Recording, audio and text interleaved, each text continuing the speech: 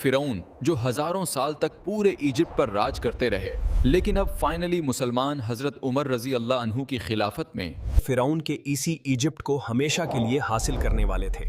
ये story Egypt की कामयाबी की स्टोरी बहुत ही इंटरेस्टिंग होने वाली है, क्योंकि आज तक इसे किसी ने एक्सप्लेन नहीं किया। बट वेट, यहाँ पर एक बहुत बड़ा मसला था।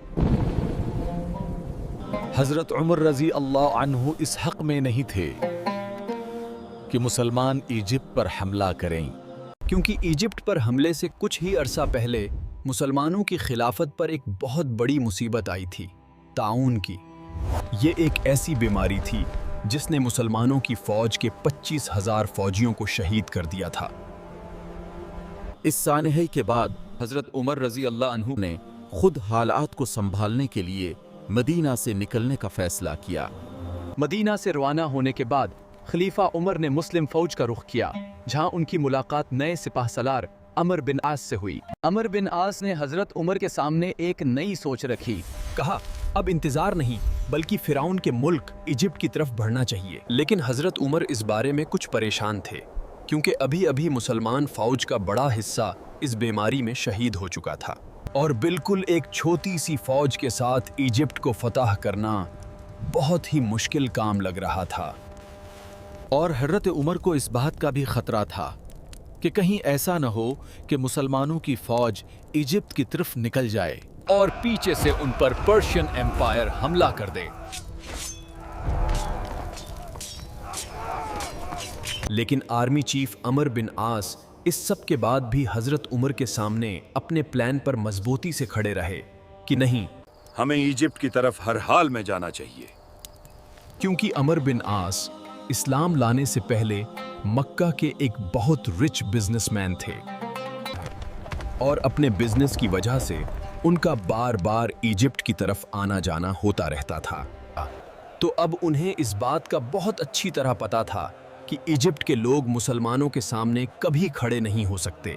बार बार गुजारिश करने पर आखिर हजरत उमर ने अमर बिन आस को इजाजत दे दी कि वो इजिप्ट की तरफ कदम बढ़ा सकें, लेकिन एक शर्त पर कि चलो तुम इजिप्ट की तरफ रवाना तो हो जाओ, लेकिन अगर मेरा इरादा बदल गया तो तुम्हें अपनी पूरी फौज के साथ वापस आना होगा। ये सुनकर अमर बिन आस ने फौरन अपनी फौज को तैयार होने का हुक्म दिया और सिर्फ 4,000 की फौज के साथ अमर बिन आस इजिप्ट के कैपिटल की तरफ रवाना हुए।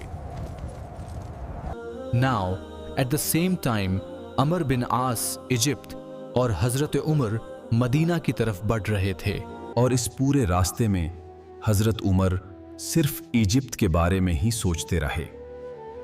मदीना पहुंचने के बाद हजरत उमर ने फौरन सबसे मशहूर और बड़े सहाबा को बुलाया ताकि एक अहम मशवरा किया जा सके, और उनसे इजिप्ट के बारे में पूछा कि मुझे बताओ, हमें क्या करना चाहिए।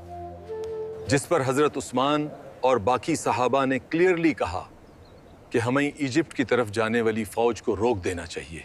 आर्मी चीफ, मिनिस्टर्स, सहाबा, इन सब की बातें सुनने के बाद आखिर हजरत उमर ने फैसला किया और अमर बिन आस के नाम एक लेटर भेजा।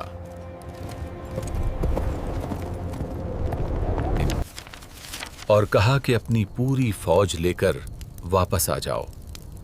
लेकिन अगर पहले ही इजिप्ट के बॉर्डर को क्रॉस कर चुके हो तो फिर अल्लाह का नाम लो और आगे बढ़ो। जैसे ही अमर बिन आस ने हजरत उमर के मैसेंजर को देखा, उन्हें अच्छी तरह समझ आ गई कि इस लेटर में क्या लिखा हुआ है।